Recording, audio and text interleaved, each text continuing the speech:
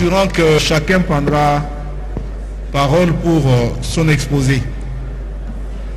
Merci beaucoup, honorable président. Honorable président, 3 minutes. Je sais, honorable président, vous m'avez déjà coupé 30 secondes. Honorable président, honorable membre du bureau, estimés collègues, vous allez me permettre, honorable président, d'être bilingue ou bien clarifier ce que je vais dire tout à l'heure. Je tiens à féliciter nos 3 collègues, c'est-à-dire nos 2 qui sont là et les collègues Pascal. Je tiens au moins à vous féliciter parce que ça c'est une loi qui vient pas seulement pour l'intérêt du peuple en particulier, mais en général de tout le monde. Quand je dis tout le monde, on voit aussi la population là-dedans. Honorable président, pour la nini nazo féliciter Bang. Awa article 1er, honorable président Bazolo Baké, cette loi vise à garantir le droit à une alimentation adéquate au profit de toute personne sans discrimination, honorable président. Le londenge tozabo et honorable président, tokoma namboka yake, bakonzi baliaka biloko na bango, peuple alaka biloko misusu. Batu nyonso bayebi honorable président que la plupart ya ba supermarché tozana ngo lelo na Congo, toyaka ka biloko expira. Voilà pourquoi ndenge bovandi boye, bozaka ke toyaka ba vivre frété parce que boyebi que eza biloko expira. Au moins cette loi vient aussi protéger ce peuple-là à qui nous laissons biloko à Kopola, baliaka mikolonios. Voilà pourquoi je les félicite. Honorable président, je suis à l'article 4, honorable président. À l'article numéro 4, honorable président, des années locomoko, na moni lokola ezaliko marché en contradiction l'article 7. Article 4, balobi boy. L'État est différent et les différents niveaux de ces structures ont l'obligation de garantir et de concrétiser les droits à la sécurité alimentaire et nutritionnelle au profit de tout homme, toute femme et tout enfant.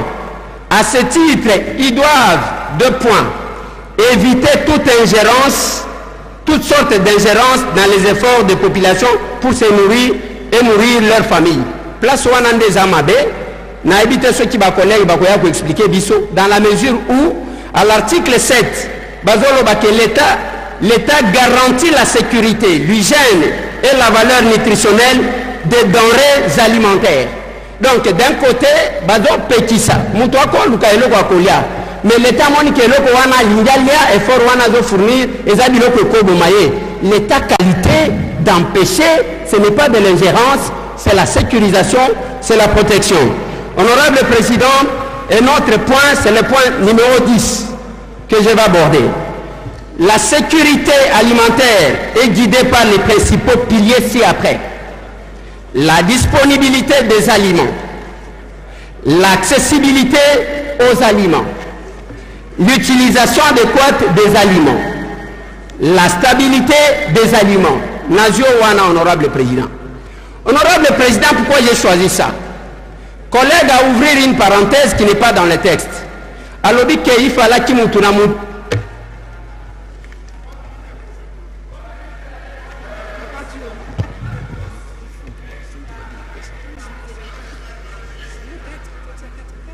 Vous avez besoin de 20 secondes. Allez-y, honorable. Merci, honorable président. Collègue à Fongoli, une parenthèse, à l'objet qu'il fallait qu'il nous tourne en commençant par nous, députés, tous à la Nabilanga Nabambo Cannabis. C'est une proposition à proposer à Awa, lorsque tous a qui voté mandat passé, la loi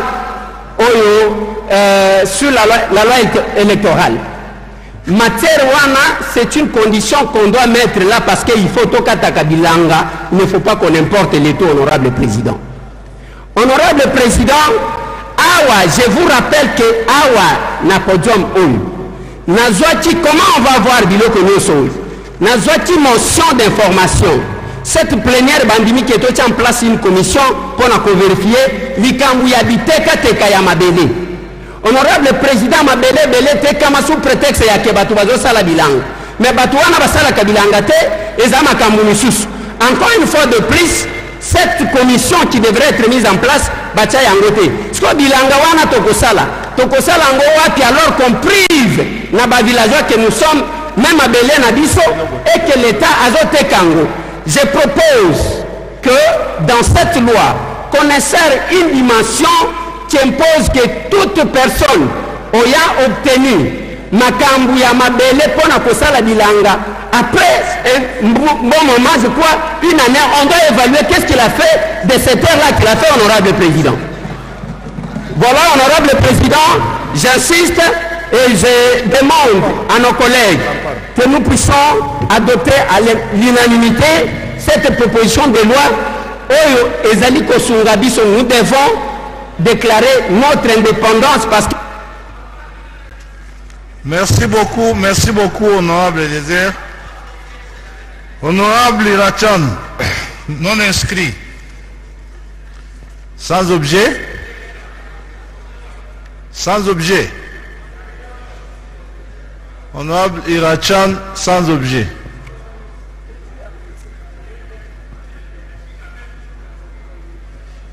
Et l'honorable Iber Furuguta se prépare.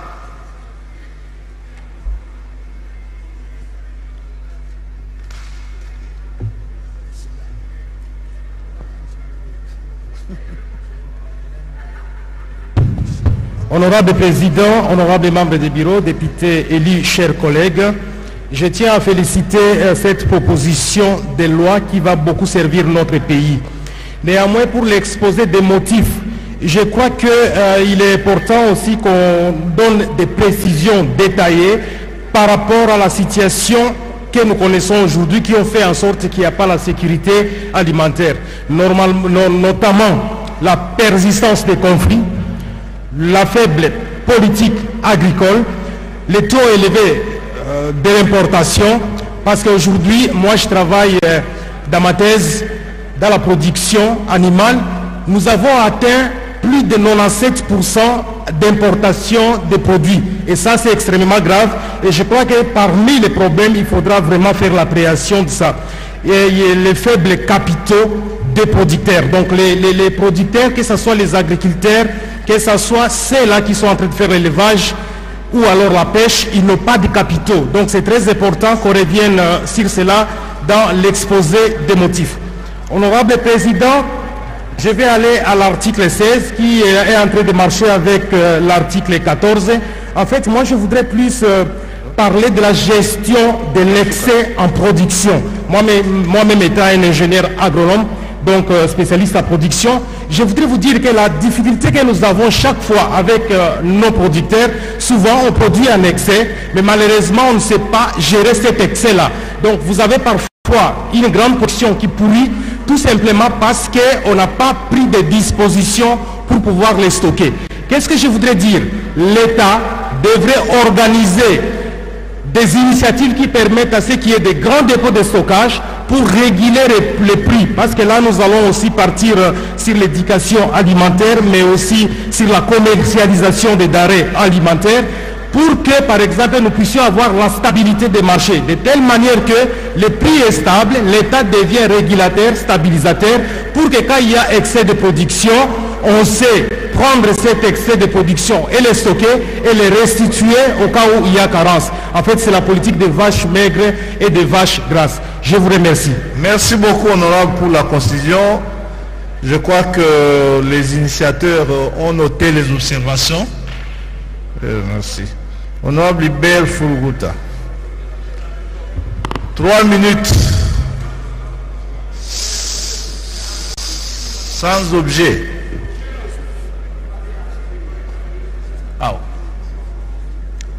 Honorable Doli Chilombo se prépare.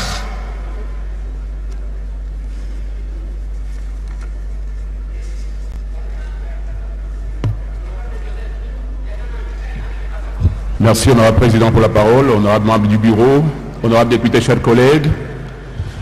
Parler de la souveraineté alimentaire veut dire aussi parler de l'autonomie de l'État sur les capacités de production. Pour produire, il faut avoir des espaces. Pour avoir des espaces, il faut que l'État ait le droit sur les espaces. Est-ce que nous savons que les terres congolaises, encore disponibles pour produire suffisamment d'alimentation pour le peuple congolais, sont déjà vendues aux étrangers? Est-ce que nous savons que l'État n'a plus le pouvoir sur ces terres? Je me limite seulement à ces secteurs-là.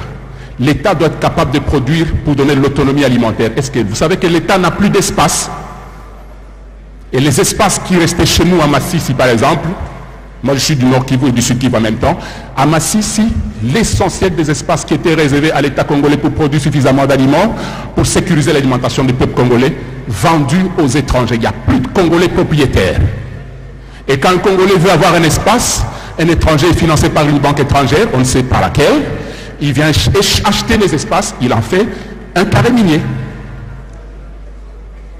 Et le reste, le peu qui restait, l'État lui-même est en train de vendre. Spoliation, où l'État donne aux riches politiques, aux riches influents de la République, ça devient leur espace privé, l'État n'a plus rien. Honorable Président, j'aimerais qu'on intègre dans la loi la possibilité que l'État récupère le maximum d'espace qu'il faut exploiter pour donner de la nourriture aux Congolais. L'État n'a plus rien, les étrangers vont continuer à nous apporter n'importe quoi, et nous allons mourir de ce qu'ils apportent, parce que c'est soit toxique, impropre à la consommation, et nous ne contrôlons rien.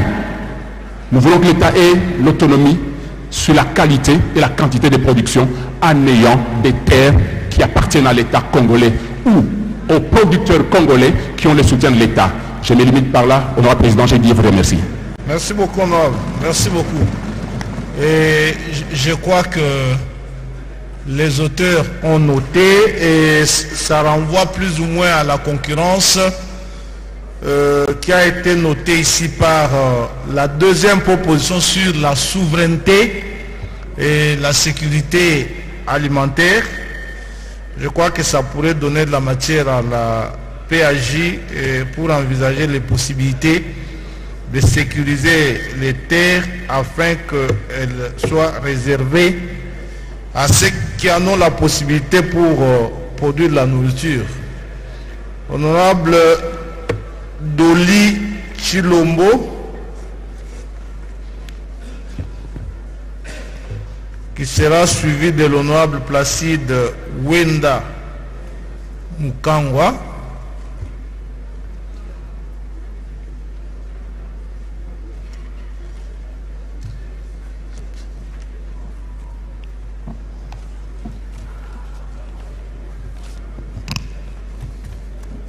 Honorable Président, honorable membre du bureau, honorable député, très estimés collègues, je me permets de prendre la parole aujourd'hui pour soutenir l'esprit de cette proposition de loi, saluer le travail qui a été accompli par nos collègues et proposer, bien entendu dans un esprit de collaboration, quelques amendements, si possible, pour enrichir ce texte.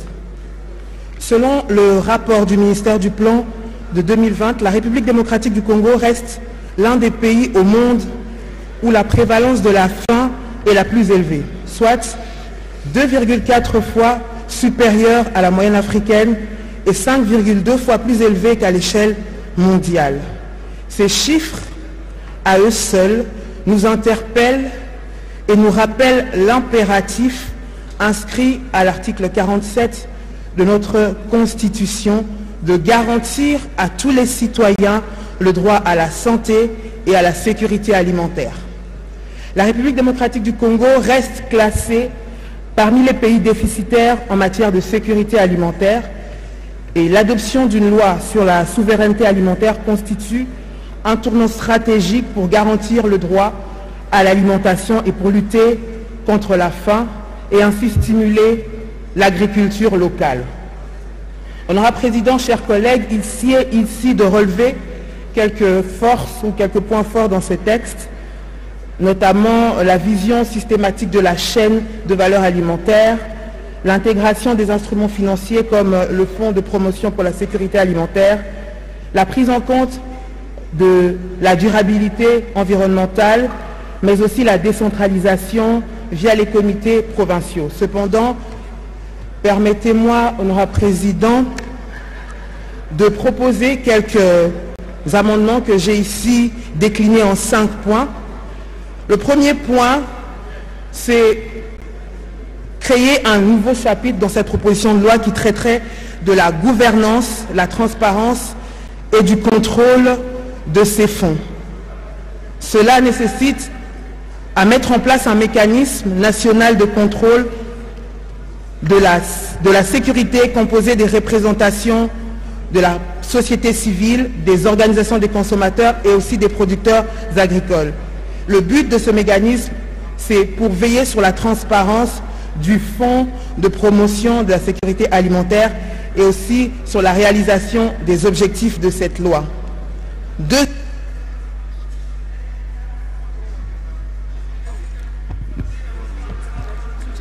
J'avais besoin d'une minute. Une minute.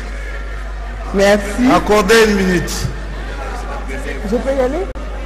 Une minute. D'accord, j'ai terminé. J'arrive, je chute. Deuxième point, un article additionnel qui concerne la jeunesse et les femmes.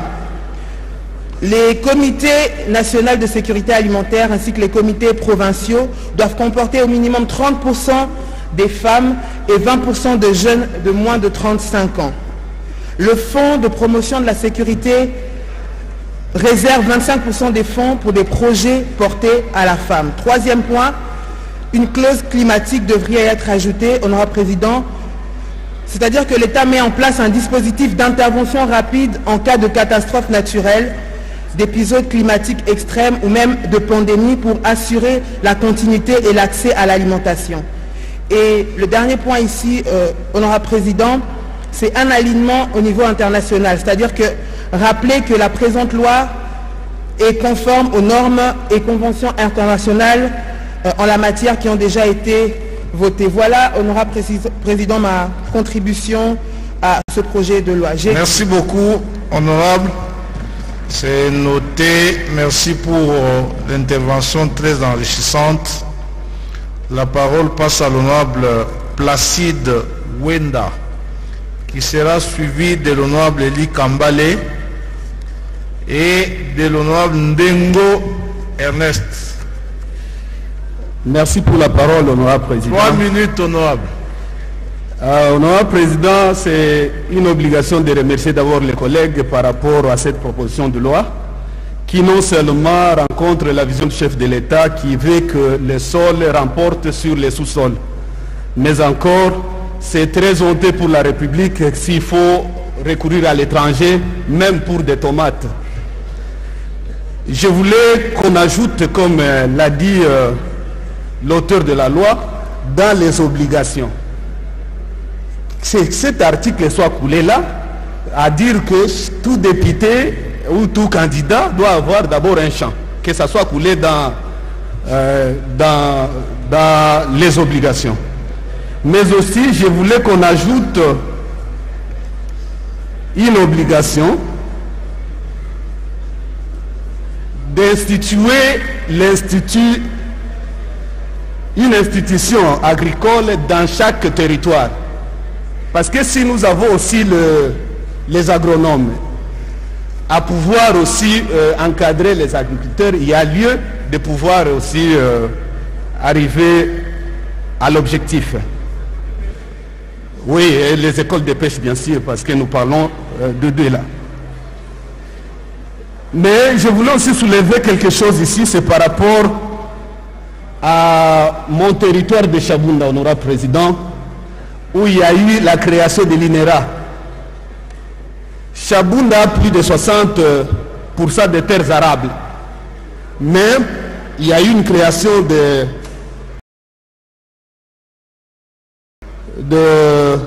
l'INERA et les animateurs nommés et les agents, mais c'est bloqué au niveau du DG de l'INERA.